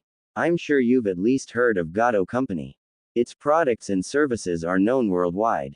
Ever since the boss came waltzing in here with his circus act and bought out every water and power station in the region, as well as every available estate up on that ridge, he then built that thing right next to the border. Now he's got a monopoly over the entire country. Naruto's once puzzled and bewildered expression slowly transformed into a look of outrage as Hinata explained to him the situation.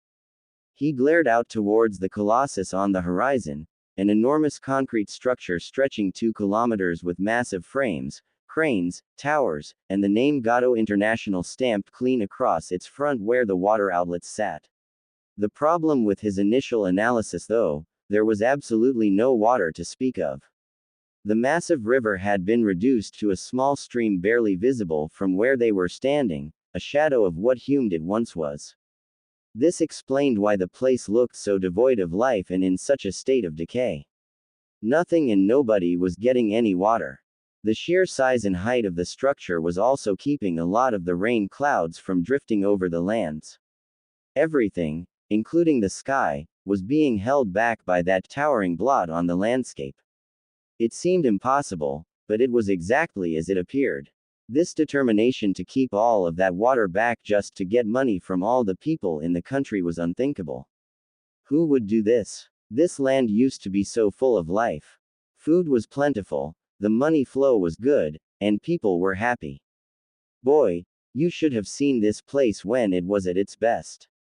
It was like paradise, Hinata said before shrugging. Oh sure, we talked about projects like creating small dams, reservoirs and stuff, like setting up a power station to generate energy through water and building a bridge to the other side to provide another path to the other countries, but all of that talk was put to rest when that man showed up. The farmer then shook her head. Damn Gato. The people couldn't stop him in time, and because of their dithering they're now suffering under his heel. That bastard. No shit, Hinata replied, glaring hatefully at the monster towering over the dead river. Why doesn't somebody do something about him? Naruto asked while glancing up at the farmer leaning against the entrance. Where are the armies, the mobs, the shinobi? This is a whole country, isn't it?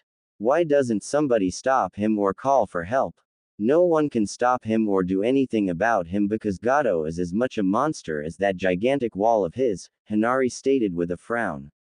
The person you're talking about here is one of the most powerful men in the world. He's conquered lands and felled opponents using only his resources. They are insurmountable. He doesn't just control the water and power in this land, he's also eliminated the daimyo as a threat to his operation here. What? The country's leader has been all but dethroned. The money the Lord once owned all went to Gato to pay for power and for water, and even that wasn't enough. Gato taxes everyone in the country to the point that he basically owns everything and everyone, Hinari said, gesturing to her farm. Those who can't make a living or pay him are either kicked out, flee, or put to work under the boss, whether by their consent or not.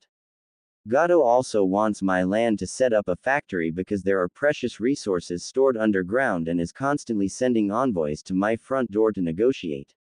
It's only a matter of time till he starts sending his other lackeys to persuade me.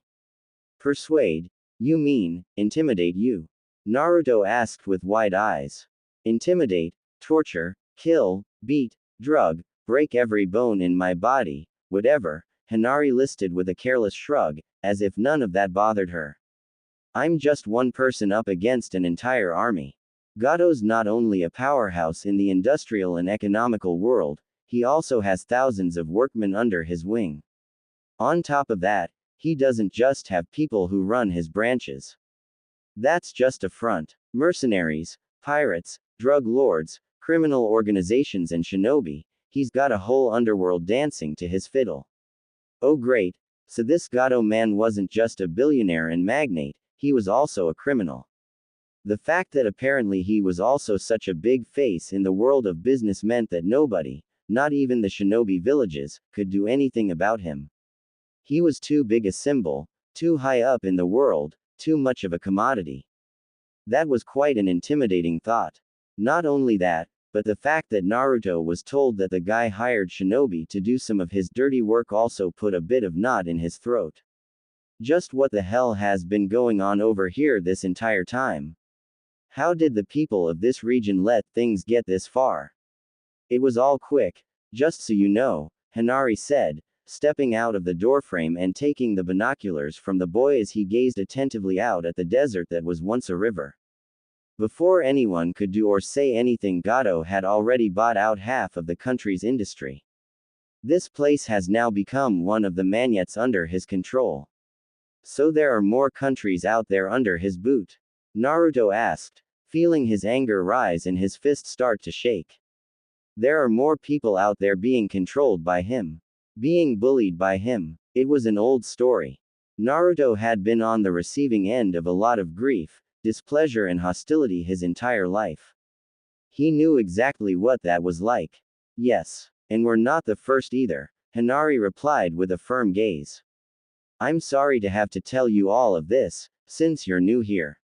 This place is dying. There's not much left. The people who stay in this country are either hanging on by a thread or have nowhere else to go. She then nodded down the road towards the dried up river. You can go to the main village and see for yourself if you like. But I recommend that you get out of this country as soon as you can, unless you want to get spotted and taxed by Gatos, collectors, for entering their territory. We're actually quite fortunate that he hasn't hired any shinobi to watch this place, since it's so far out of the way of any hidden villages. She was about to step back inside, but noticed that Naruto was still glaring angrily out at the river.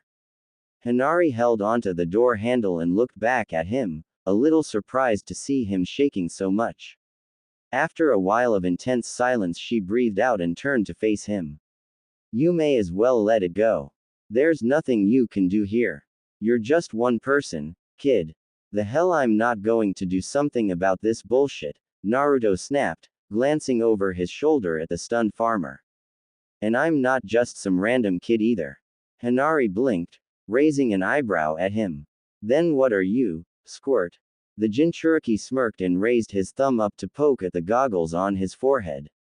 I'm Uzumaki Naruto, and I'm going to be Hokage someday. He then stuck his fingers in his mouth and whistled. The woman jumped a little when the swallow that had previously been inside suddenly flew right by her head and landed on the blonde boy's shoulder. Hinata looked to see her guest was still looking back at her with a wide grin. A future Hokage can't just stand back and watch a whole country die right in front of him. He's got to take action, Dadbao, no matter how stacked the odds are against him, Naruto exclaimed before taking off at full sprint for the river. It's time for me to raise hell. Startled, Hinata jumped forward and called out for him. Hey, wait, stop, Naruto, you're going to get yourself killed. The hell I am, the blonde called back with a wave. I'm the hero of this story. There's no way I'm going to get killed.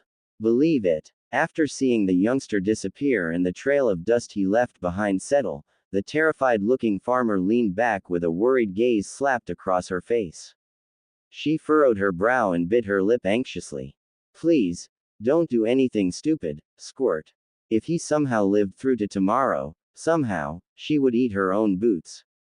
Ooh, Riverside Village. It was a quick run especially for the bundle of energy that was Naruto, who came into the village hoping to see a lot of people walking around.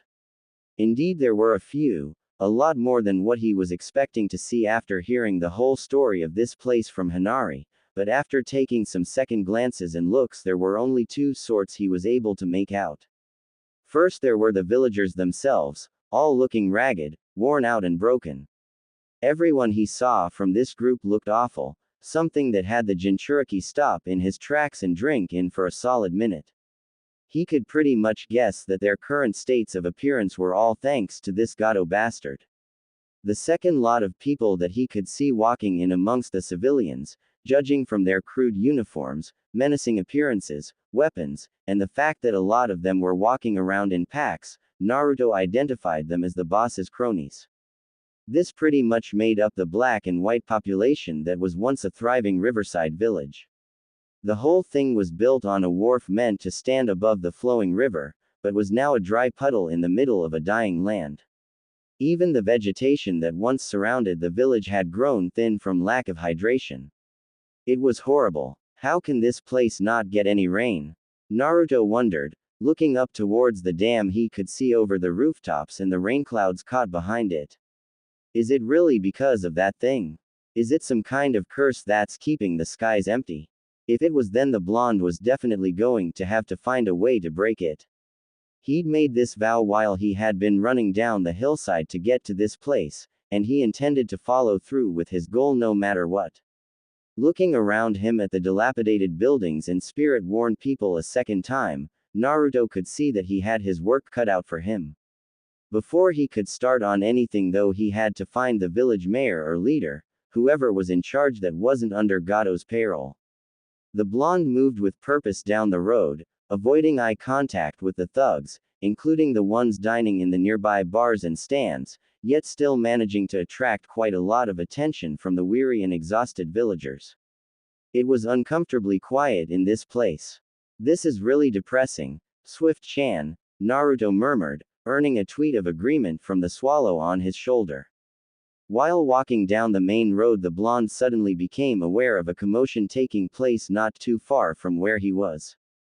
Looking across the street, the Jinchuriki saw a small group of people standing outside a building and looking down. For what reason Naruto had no idea until his ears picked up the distinct sound of a sweet melody filling the air. Blinking, he approached to find out exactly what it was. He was pleasantly surprised when he saw a girl with dark pink hair closely resembling red in color sitting against the wall and playing a flute. She was entrancing the people around her with her performance, earning coins for her efforts and playing a song that was so charming it almost drew Naruto himself into the realm of enchantment. However, instead of becoming completely mesmerized like the rest of the villagers surrounding her appeared to be, he instead smiled warmly and listened in from a distance. Though the Jinchuriki didn't know it thanks to his proximity with her, the young street musician was captivating her audience with a genjutsu that was only effective at a certain range, so she was in no danger of being found out by any perceptive onlookers.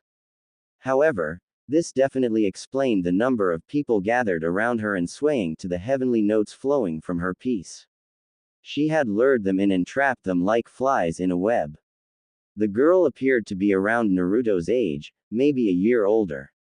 She had lovely hair, a fair face, and beautiful brown eyes, yet covering this delicate exterior was the dirt and grime from an appalling environment and an ill-fated lifestyle. She was also dressed in worn-out clothing that was tattered and filthy, something the Jinchuriki figured she had attained from a long time of living out on the streets. It was a familiar sight. Naruto understood this himself from his own experience, days when he was down on his luck for the longest times. When the flute music faded and the girl lowered her instrument, the few people standing around her dropped coins into her hat and slowly left the scene one after the other. It was when the crowd had finally dispersed Naruto was permitted a clear view of the tired-looking girl, huddled up against the wall and clutching her flute to her like it was her only lifeline. He was about to go over as well, but was unable to when he was suddenly shoved aside by a group of large men walking past him. The Jinchuriki looked up in surprise. "Hey, brat!" One of the four men that came to stand around the girl shouted, forming an intimidating wall before her with their hands on their weapons. "Wow, that was some beautiful music there. The boys and I were really touched. However, we're sorry to say this, but you're playing on our turf," another of the group exclaimed, leaning down further to leer at the urchin staring back at them with a vacant expression. "You can't set up shop here and expect to kick down your profits. There's a fee that's charged to all freelancers in this town. Everyone has to pay it," a third stated, nudging his companion in the side and earning a snicker from the rest of his crew. "It's the law. You can understand us, right?" the leader asked, grinning as he placed his hand against the wall and keeping his eyes fixed on the adolescent musician. "Cough up, say, 80% of what you've made today and we'll be on our way. I can promise that you won't have any trouble from us." Hearing this had Naruto scowl and clench his fists tightly. The more he watched the thugs crowding her, the more his jaw seemed to stiffen and his teeth start to bare. The bird on his shoulder sensed the rise in his frustrations, which had her ruffle her feathers in alarm before taking off to perch on a nearby roof. She knew what was coming and didn't want to be anywhere near the vicinity when shit started to hit the fan. "Well, say something, brat," the lead brute exclaimed. "You can talk, can't you?" his second asked, kneeling down and grabbing the girl by the head, forcing her to look up at him. His grin widened when he felt the girl fight. "You know, you're quite the cutie underneath all those bangs. I bet you'd make a fine catch when you're older." "That's an excellent observation, mate," the leader chuckled, leaning further down when the girl's head was forcefully turned his way. "Oh yes, a fine observation. How would you like to come with us? I'm sure the boss can find a fantastic position for you on the market."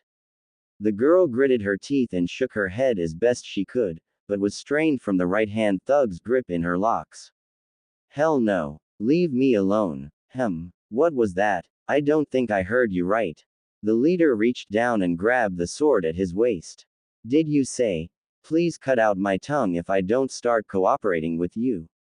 Was that it? Piss off." The girl snapped, throwing her head out of the other man's grip and rolling out of the way.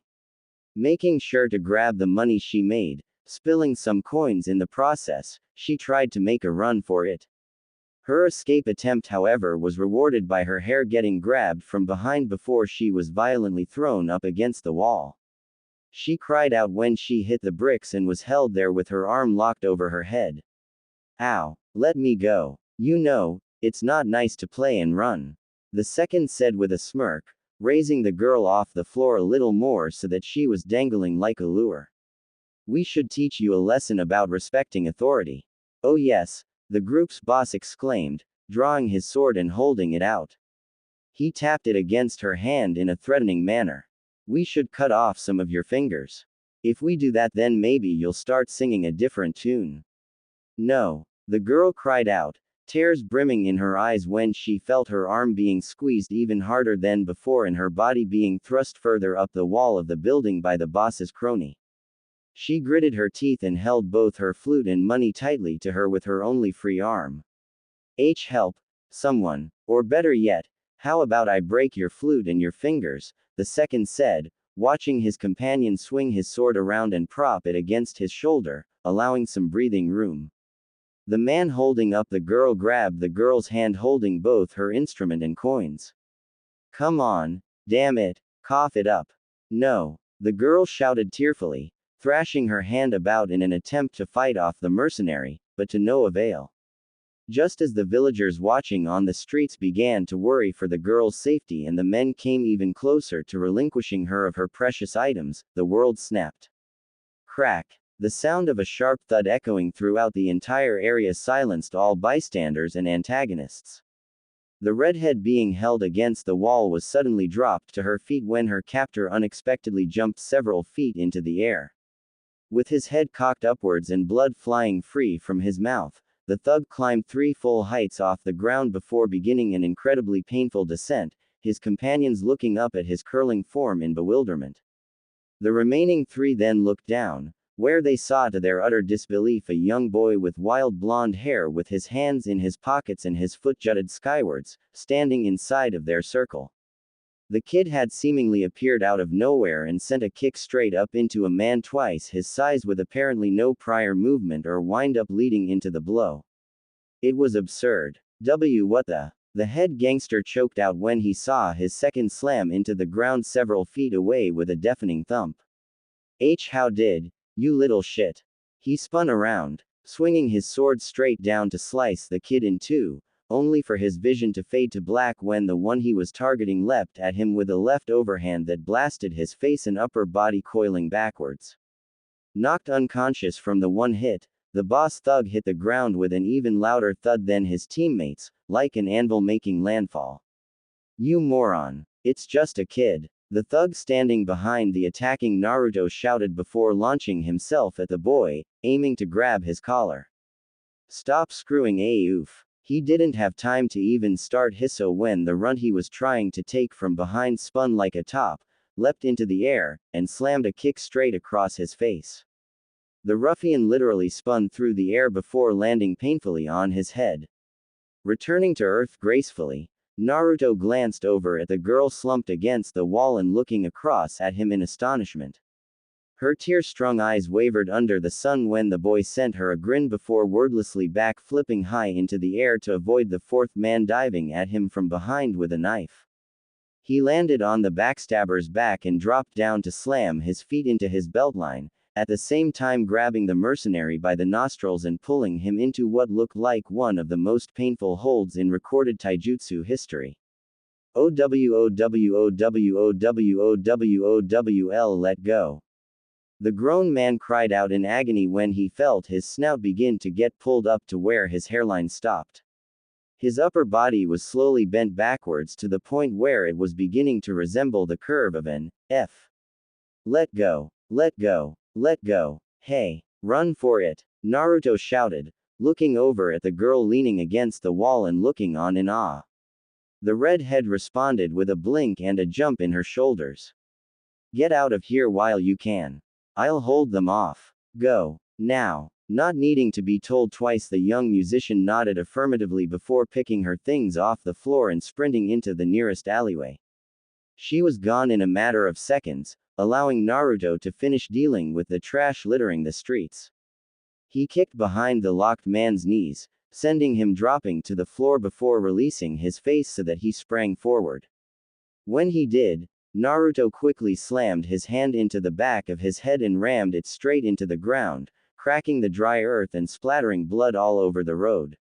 Oh, he didn't kill him, but the blow was strong enough to ensure that once he regained consciousness he'd find his face resembling that of Picasso's. Scowling, Naruto looked up from on top of his out-cold foe to see more thugs come rushing out of the nearby buildings and stands, all of them brandishing dangerous weapons from staffs, to swords, to chains, to knives. Dozens of them instantly surrounded the boy dressed in orange, cutting off all potential escape routes. Conventional ones anyway, but Naruto had no plans of running away. Not in this fight. Instead, He grinned widely once he'd made a head count of all participants and saw that every single one of them was baring their teeth at him. The villagers in the street backed off or made a great effort to conceal themselves where they stood, leaving the kid all on his own to fight the horde of mongrels. I've had a pretty dull week out in the forests breaking trees into splinters, so I've been dying for a good workout. You claw-hopping idiots better not disappoint me, Naruto said, standing up on top of the person he was perched on and slamming both of his fists together to produce an audible thump. His grin widened when he saw them all approach him at once. This is gonna be fun. Ooh. Several blocks out, huddled in the shadow of buildings and backstreets after what felt like hours of running, there sat the young female musician. Breathing hard with her eyes shut tight and sweat dripping down her brow, the redhead clutched her worldly possessions to her chest and held fast as her knees trembled and threatened to give out. However, knowing she was not free from danger, not while she was still in this village, she remained conscious of her environment and looked back down the road she had come.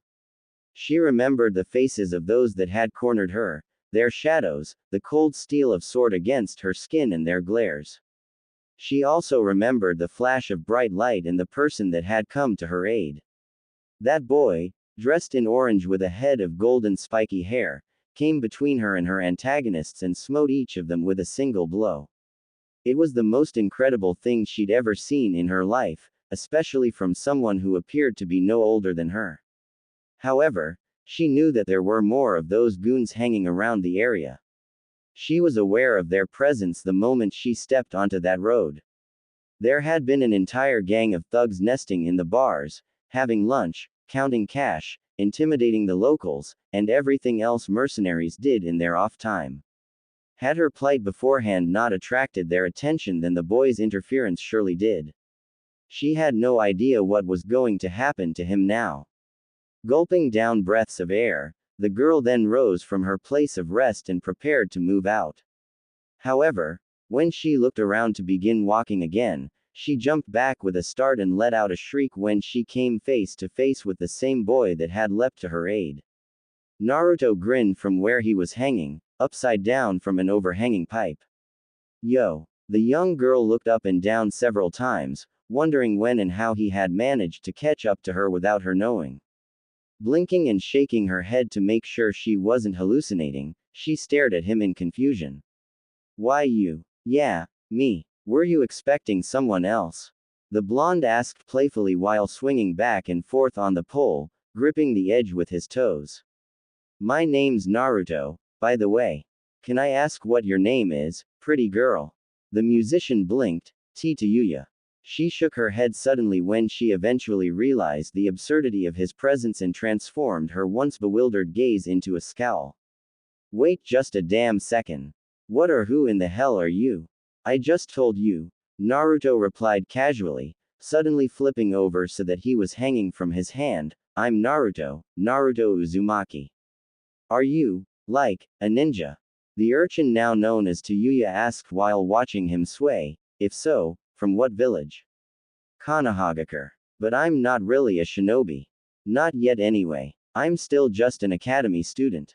Seriously? The surprised redhead asked while looking for a headband or insignia. Finding none, she frowned. Bullshit. You don't fight like a damn nose-wiping school kid.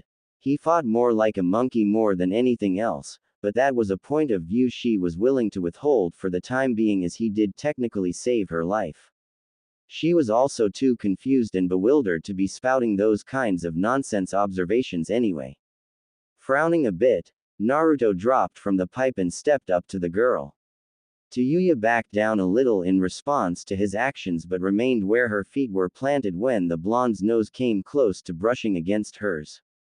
The proximity actually brought a bit of coloring and warmth to her cheeks, yet she maintained her expression of confusion and stared back as her savior inspected her up close. Why do you swear like that? Naruto asked, tilting his head. Did I do something wrong? Hearing his question, Yuya furrowed her brow. No, but you did do something really stupid. She stepped away from him with red in her face and gave him a hard glare. What kind of crazy, brain-dead fool are you? Taking on those thugs on your own, You could have been killed. Bah, no one can kill me. Naruto laughed while thumping his chest with his fist. People have tried and people have failed. With my skills I can take on entire armies using only my left and right, no matter how many there are, no matter what kind of jutsu they use or how much power they have. I'm just that awesome. Tayuya shoved him in the chest. Don't screw with me. You're not from this village. You don't know me. I'm pretty sure you don't know a single person in this whole damn country. Kids like you don't do crap like jump in to save some homeless kid getting picked on and mugged by a group of killers. Why the hell did you save me? Naruto went from confused to hurt when he felt all the girl's anger and frustration directed solely towards him, and lowered his hands to his sides in surprise. Suddenly, all energy and cheerfulness he had previously been conveying just dropped like a stone plummeting from a great height. It all happened so quickly. He didn't expect for the girl to just bark at him like that. All he wanted to do was cheer her up. The fact that she was also tearing up from the ordeal she'd just endured also had his mood sync with hers, and he backed up a little to give her some space. Unable to think of anything else, Naruto responded to the girl's harsh questions with the most straightforward answer he could come up with. At least he had the right sense in mind to know when to take things seriously. You were crying. He saw Tayuya visibly recoil at his reply, her tongue catching in her mouth when she watched him rub the back of his head anxiously. You were being bullied and hurt by those men. I couldn't just stand there and do nothing. I wanted to help you. Tayuya felt a lump get stuck in her throat, which she tried to swallow. But, I don't really have a good reason other than that, the blonde said while scratching his cheek. Besides, since when did you need a reason to help somebody in trouble? I don't need one. Maybe I helped you out because I understand what it's like to be alone, to be picked on and to have to fight to survive. I never want that to happen to me again, and I certainly don't want to see it happening to other people. It really is, you know. Feeling a bit ashamed at her previous outbursts, Tayuya mentally backed at his words before quietly glancing down at her feet. Upon thinking on her words more carefully, the redhead quickly realized that what she said to him and how she said it was a really terrible way to thank somebody for a favor. The boy standing in front of her had only helped her with the best of intentions and was now appearing rather hurt from how she responded to him. The musician bit her lip and looked up once again, where she saw the blonde rubbing his arm like he'd just been whipped. I'm sorry, Tayuya murmured, drawing his attention back to her. I didn't mean to snap, it's just, she heaved a sigh and shook her head. It's been hard for me these past few months. I haven't eaten or slept in a warm bed in ages. Hugging herself, Tayuya ran her hands up and down her arms to show how dreadful she was feeling. It was an expression that did not go unnoticed. Thank you. Naruto gave her a look of momentary surprise before a grin flashed across his face, followed shortly by a laugh and a nod. You're most welcome, Tayuya-chan. The redhead subtly bristled at his affectionate suffix and blushed. Hey. Don't call me that. What the hell's wrong with you? What? Call you what? Tayuya-chan. That. Blarg. What the S with the chan shit? Don't call me that, you weirdo. Ah, but it's cute. Tayuya blushed even more brightly and slammed her foot into the ground. No, it's not. Before she could formulate a more reliable comeback, the air was suddenly filled with the sound of a low growl that interrupted both party members from their exchange and prompted the red-haired musician to grab a hold of her stomach. The noise brought further embarrassment to the already distressed Tayuya, who then did everything in her power to keep her gaze from meeting her saviors. Naruto smiled up at her. Hungry? Tayuya nodded meekly. Me too. Come on, I'll get you something. After fighting and beating the shit out of over 50 gangsters on the streets with his bare hands, hell yeah was he hungry. Still, he being famished didn't rid him of the spring in his step or the smile on his face as he escorted a now timorous-looking Tayuya by the hand out of the alleyway. XXX. An hour later, up in the enormous dam at the ridge of the massive river, in a guardhouse situated safely on the east side of the structure, life was going splendidly for one particular individual. Sitting at his large oak desk right next to a large window giving him a splendid view of the entire countryside, a short man dressed in a black suit with spiky brown hair, round sunglasses and a thin mustache was busy enjoying his lunch of lobster with a side of salad and potatoes, all the while using whatever free time he had contemplating his next big scheme. Things were going quite nicely for the head of Gato Company up here. All he had was a ton of time, money and places to look forward to visiting on his next corporate retreat. In fact, he was so stress-free right now the boss was deeply considering going for a stroll around the waterworks to see how the pumps were operating. But with so many employees already being paid to do the job for him, he quickly dismissed that option and instead made plans to go visit a hot spring this afternoon. Life was great. He couldn't have asked for anything more.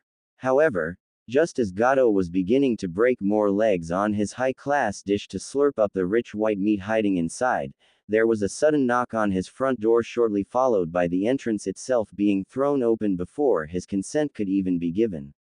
The boss of the establishment looked up uncaringly from his spot, where he saw his two bodyguards, a young man with white hair, marks under his eyes, wearing a purple hat and a blue hooded jacket, and a larger, shirtless man with scars, brown hair, tattoos and an eye patch, come strolling on in. Both of them had katanas sheathed at their waists and both of them looked really intimidating, the perfect muscle for the head of an international conglomerate. Wiping his mouth with a serviette, Gato looked back out the window. This had better be important. I've got a lot of paperwork to get through, so make it quick. Yeah, it was a lie, but he just didn't feel like dealing with his tagalongs at the moment. He gave them his back, showing his lack of interest in whatever they had to say.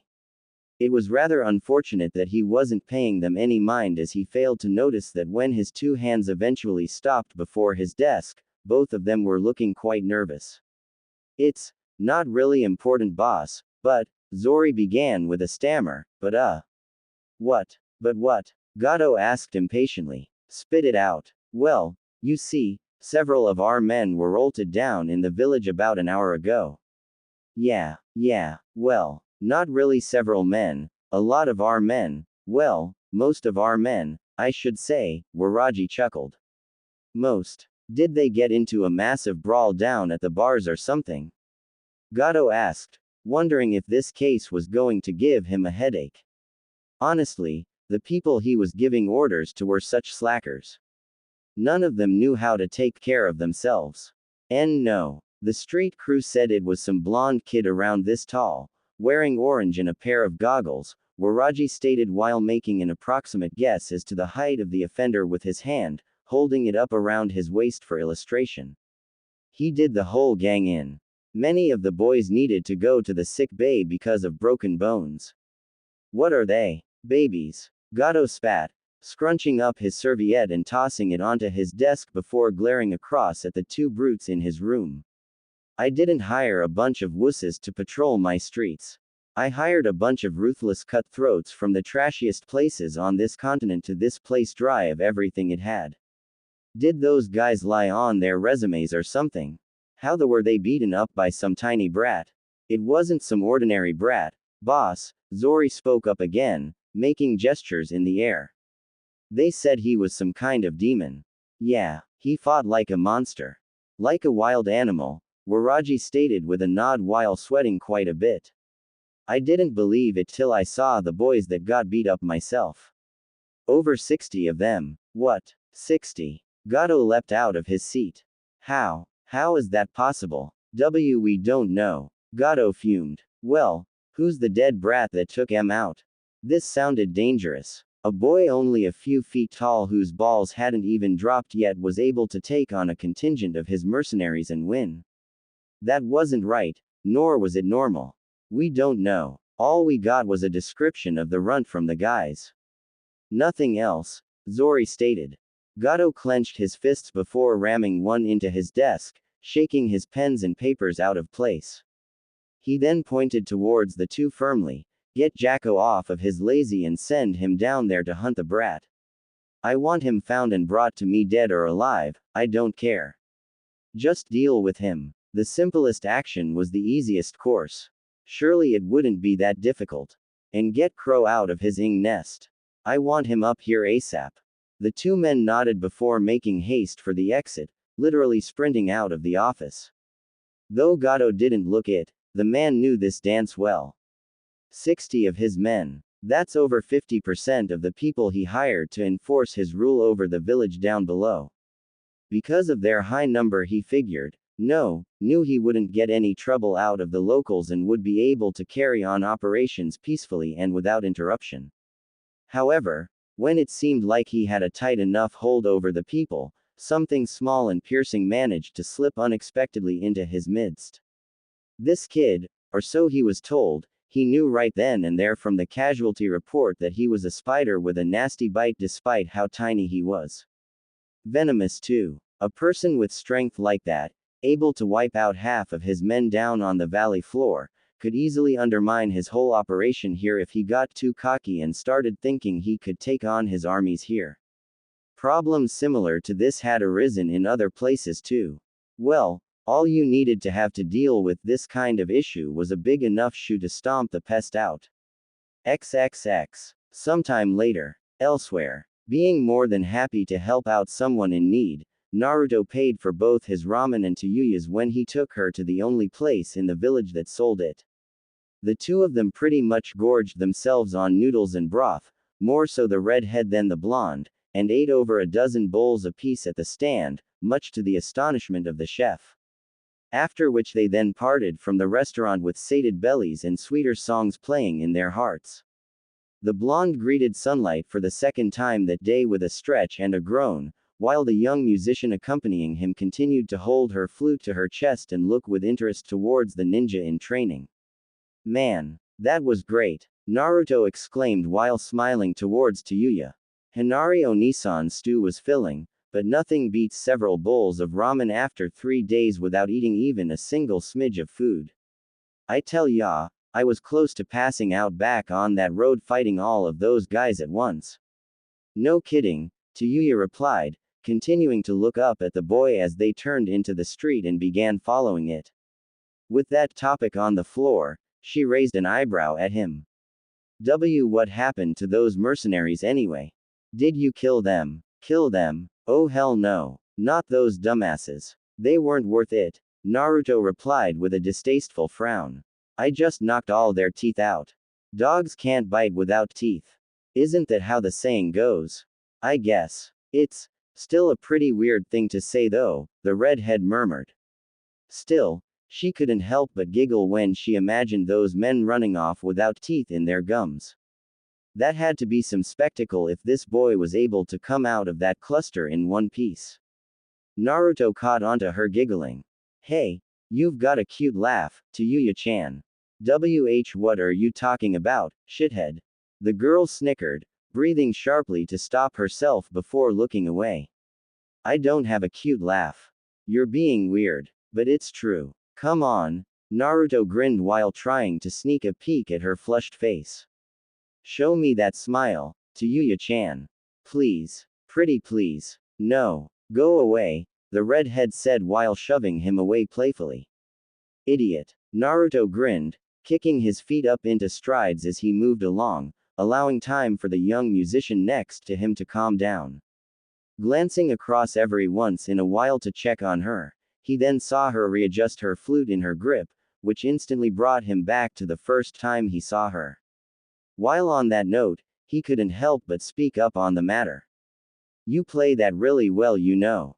Huh, my flute. Yeah, it was really good. I never met anyone who could play an instrument like that so well.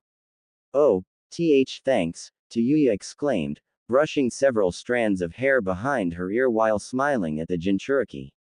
I don't really know any songs, I just play it by ear. I mostly use my flute to cast genjutsu on people to get them to give me money for food. It's really nothing special. Nothing special. It's fantastic. You're fantastic, Naruto said loudly while throwing his arms out, stopping them in their tracks. I'd really like to hear you play for me again. No genjutsu this time, just straight up flute music. Really? Why you mean it? Yes. I really mean it. Naruto nodded firmly, seeing the girl look at him in awe. He grinned even wider before turning to face the path ahead again. Of course, before I do sit down to listen to you play, I need to make one stop first. Stop? Where? Tayuya asked curiously. Aren't you new to this dump? Where do you possibly need to go around here? Naruto chuckled and pointed up towards the rooftops. There. Following his gaze, the young musician looked towards the sky and squinted, figuring it would be somewhere far away. However, her eyes widened when her gaze fell upon the enormous dam towering over them in the distance further up the empty tributary. Double-checking to make sure he was pointing in the right direction, Tayuya paled.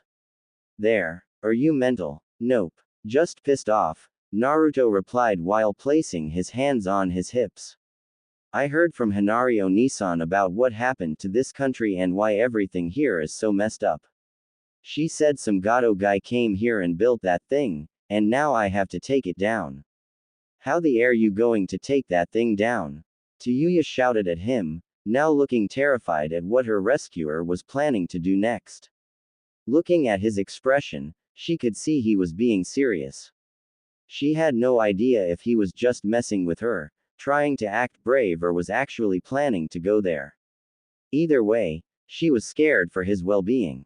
Don't screw with me. Are you really going to go up there? Yeah, why not? It's a Ing fortress. Tayuya shouted, grabbing him by the arm and pulling on him roughly. It's crawling with mercenaries and people working for Gato.